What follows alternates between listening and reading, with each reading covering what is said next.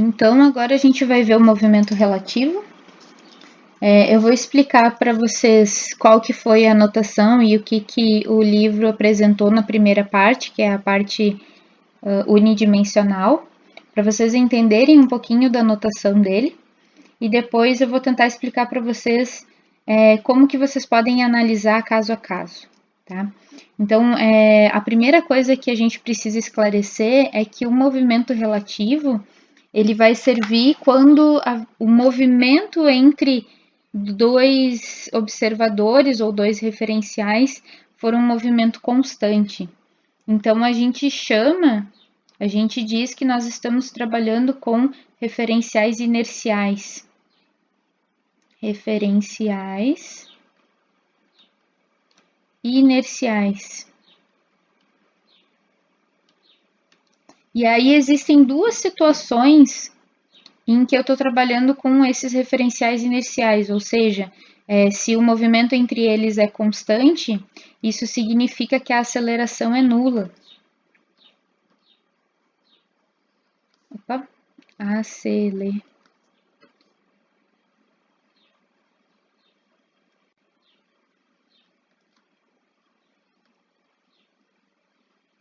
E os dois casos eu já tinha comentado com vocês num outro vídeo, que pode ser repouso, e o repouso é tranquilo, a gente está acostumado, né? A gente estuda inicialmente com os sistemas em repouso, e a outra situação é que eles podem estar em MRU, e é aqui que vai entrar o nosso movimento relativo, quando eles estiverem com esse MRU. E aí eu trouxe para vocês a figura que aparece lá na página, para explicar ela para vocês. Fui copiar e deu um negócio estranho aí, vamos lá. Aí, agora sim.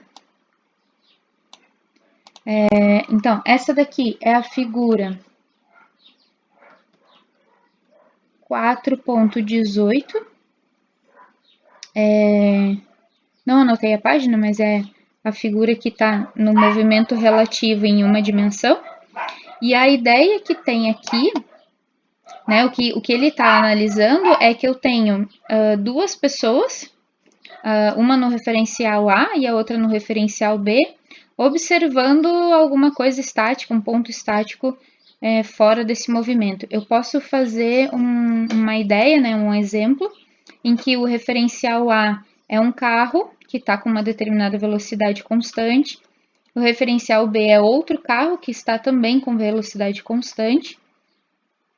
Os dois têm uma velocidade diferente entre eles, para que a gente possa fazer um caso genérico. E os dois carros, as pessoas que estão dentro, estão olhando para, vamos pensar numa sinaleira que está do lado, ou uma placa, pode ser uma placa, acho que fica melhor, né? P de placa. Então, como que é esse movimento dessa placa para essas pessoas que estão dentro desses dois carros diferentes? A gente sabe a gente já viu lá do ensino médio, que o movimento ele é relativo, né? Então, eu preciso ver se existe uma diferença de posição entre o observador e o referencial.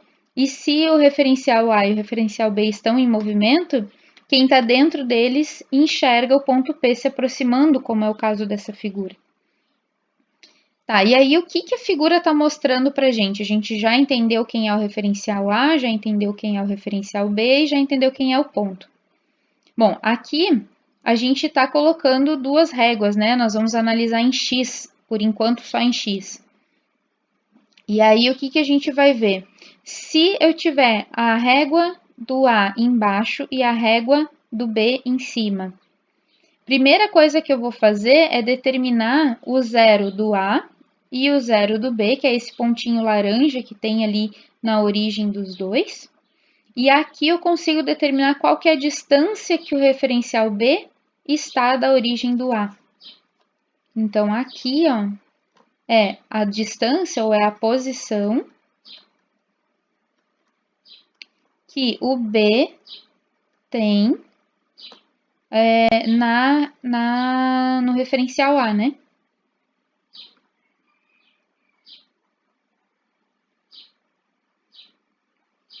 É isso que essa notação está dizendo para a gente, é só para a gente não se perder. Então, existe uma diferença. Eu posso dar um exemplo para vocês depois com valores, mas é como se o A fosse o 0 e o B estivesse no 10, a diferença entre eles seria 10 metros, 10 centímetros, 10 quilômetros. Tá? Então, esse primeiro pontinho aqui, ele só está colocando para a gente qual que é a distância entre os dois referenciais. E aí, a gente vem aqui e a gente determina a posição que a partícula tá, ó. Isso aqui pega bem no meio da partícula.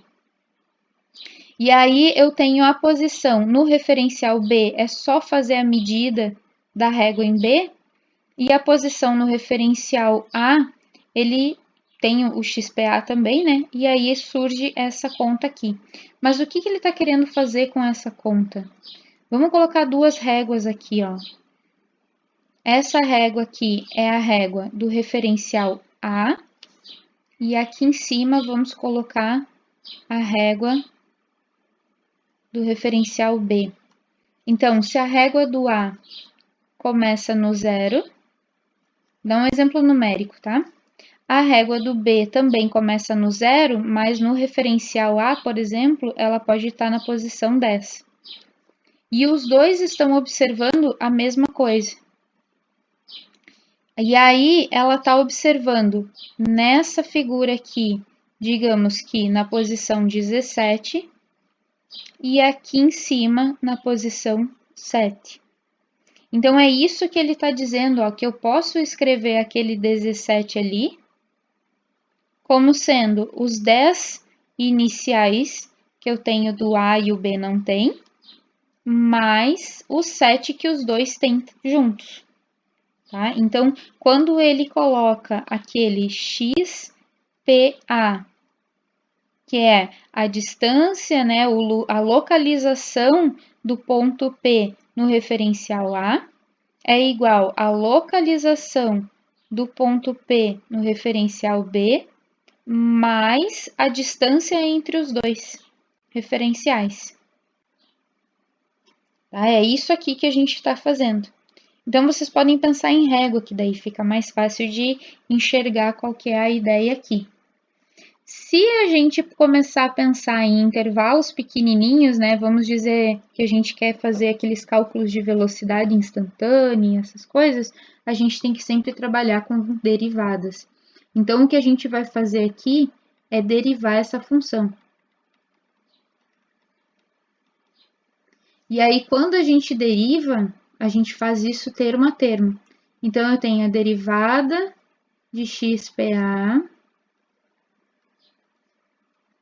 igual a derivada de XPB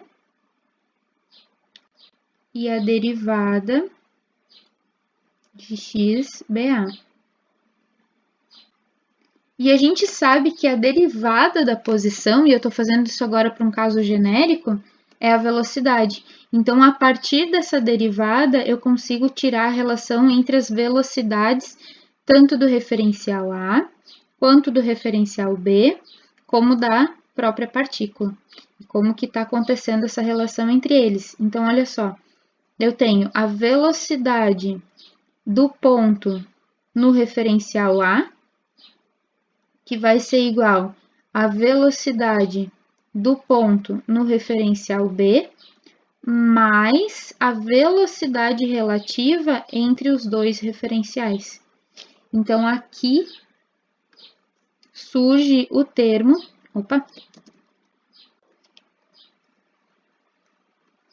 deixa eu só pegar minha canetinha amarela para enfatizar,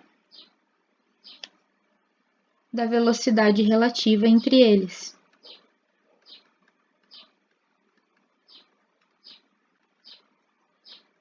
Relativa entre o referencial A e o referencial B, ok? E aí eu tiro a relação que o livro deu para nós. Se a gente derivar essa função de novo, né, vamos trazer para cá agora, e vamos fazer a derivada, a gente vai ter a derivada da velocidade do ponto P no referencial A, que vai ser igual à derivada da velocidade do ponto P no referencial B, mais a derivada da velocidade relativa entre os dois referenciais. E aí a gente precisa lembrar de uma coisa. A gente disse que as velocidades eram constantes. Então, na hora que eu fizer a derivada disso aqui, eu vou encontrar zero. Se é constante, é sempre o mesmo valor, não existe uma diferença entre essas velocidades. Isso significa o quê? Que eu tenho esse termo aqui, zero. A aceleração é nula. Entre os dois referenciais, tá? Então, esse termo aí, ele é nulo. E aí, sobra, né, só o primeiro e o segundo termo ali. Então, eu vou ter o quê? Eu vou ter a aceleração do ponto no referencial A igual à aceleração do ponto no referencial B. Então, eu chego a essa conclusão, que quando a gente tem dois referenciais e eles são inerciais, a aceleração do ponto vai ser percebida da mesma forma para os dois referenciais. Então, nós dois vamos enxergar ele mudando de velocidade da mesma forma, com a mesma aceleração, né? É isso que é a conclusão do livro nessa primeira parte aqui. E sim, eu sei que ele escreve muita coisa para dizer isso. O que eu vou dar de sugestão para vocês? Olhem esse vídeo, tentem entender o que eu coloquei aqui para vocês, e aí tentem ler, fazer a leitura do livro. Para que vai ajudar vocês a fazer isso? Vai ajudar a entender a linguagem do livro, vai deixar o livro mais acessível para vocês, tá? Agora, eu vou passar um pouquinho como que a gente pode fazer exercício a exercício, caso a caso, para analisar. E aí entra para 2 e 3 dimensões. A gente faz a análise do movimento sempre de maneira independente. Então, primeiro na direção X, existe movimento relativo? Como é esse movimento? Depois na direção Y, existe movimento relativo? Como é esse movimento, né? E depois na direção Z, existe movimento relativo? Como que ele é? Então, a gente faz a análise sempre separada, direção por direção, e depois junta todas elas. Então, aqui, vou colocar para vocês aqui, ó, o que a gente faz nos exercícios. A gente vai observar como que o movimento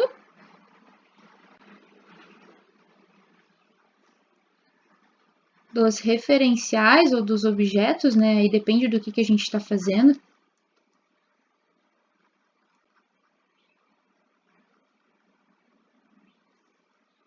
e aí eu vou botar bem entre aspas, porque é só aqui, só entre nós, para a gente poder se entender, se ajudam ou se opõem.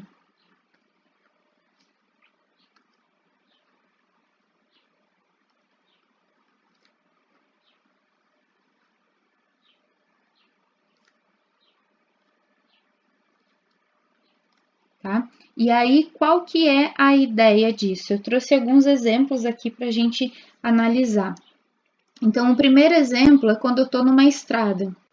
Eu vou desenhar a estrada aqui para vocês. Vamos fazer um lugar que dá para fazer ultrapassagem. E aí, eu tenho um carro indo para cá, que ele tem uma velocidade VA, e um carro vindo para cá, que tem uma velocidade VB. Os dois carros estão se aproximando. Eles querem não, né? Mas digamos que eles vão se encontrar em algum lugar. E o movimento dos dois contribui, eles se ajudam para que essa aproximação seja feita mais rápida, aconteça mais rápido. Então, os dois estão fazendo a mesma coisa, os dois estão se movimentando para acontecer a mesma coisa. E aí, quando acontecer isso, a gente está na opção em que eles se ajudam. E o que eu vou fazer aqui é somar a velocidade relativa vai ser a velocidade de A mais a velocidade de B. Se eu tiver uma situação oposta agora, em que os dois carros estão no mesmo sentido, eu tenho VA e eu tenho VB. O que está acontecendo aqui? Os dois estão andando juntos. Aí, por exemplo, o VA quer se aproximar do VB. Deixa eu só arrumar a seta ali que ficou muito juntinho. Digamos que o VA quer ultrapassar VB, ele quer passar VB. O VB não está contribuindo para isso, né? Ele não está ajudando, a velocidade dele está para frente. Então, o VA ele precisa percorrer toda a velocidade, todo o caminho que o VB está percorrendo, mas ele precisa fazer mais um pouco. Né? Então, ele precisa superar o que o VB está fazendo. Significa que o VB não está colaborando com ele. Nesse caso aqui, eu vou ter que fazer uma subtração. Eu vou ter que fazer um VA menos um VB. Agora, olhe bem. Então toda vez que tiver oposto, eu somo. E toda vez que tiver no mesmo sentido, eu vou subtrair. Não, gente, não. Cuidem. Vocês precisam analisar o que está acontecendo em cada um dos exercícios de vocês. Um outro exemplo que a gente pode dar de movimento relativo é um exercício que tinha no Halliday, que a gente fez em aula, que era de um homem atravessando uma esteira. Eu vou só escrever aqui para a gente do lado poder acompanhar e lembrar que é o exercício da esteira. Tinha dois momentos nesse exercício. O primeiro deles, o homem corria em cima dessa esteira, que eu vou colocar a velocidade da esteira, né, que está indo de um lado para o outro. E o homem corria no mesmo sentido. Então, aqui, velocidade do homem. E a ideia era que o homem estava indo do ponto A até o ponto B, e a esteira também estava levando o homem do ponto A até o ponto B. Então, como vocês podem observar, a esteira estava ajudando o homem a fazer o movimento, né? Com uma velocidade dela, ele com a velocidade dele, porém os dois estavam fazendo a mesma coisa, saindo de A e indo para B. Então, nesse caso aqui, a gente tem uma relação, e bem entre aspas, só para vocês entenderem e conseguir interpretar o exercício, de que os dois estavam se ajudando. Então, a velocidade relativa nesse caso é uma velocidade em que eu somo a do homem e a da esteira. Já na segunda situação, eu tinha a mesma esteira, então vou desenhar ela aqui, colocar a velocidade dela no mesmo sentido, ponto A e ponto B, só que agora o homem estava fazendo o caminho inverso.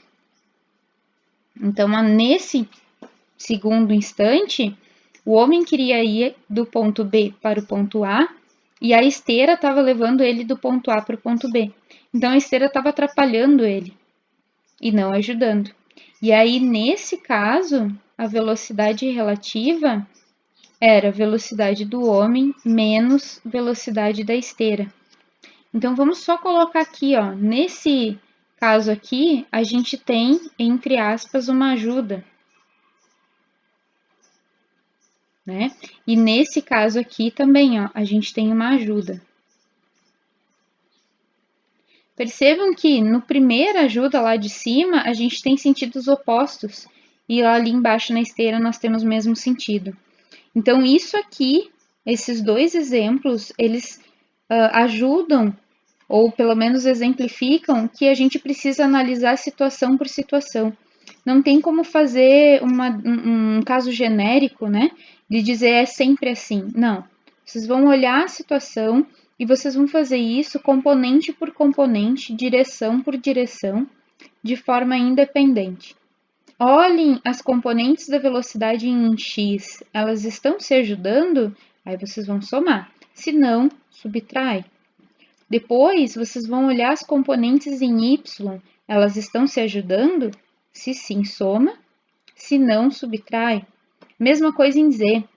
Se as componentes estão se ajudando, vocês vão somar. Se as componentes não estão, vocês vão subtrair. E então, o que fica de lição é que o que vai importar para movimento relativo é a interpretação da situação.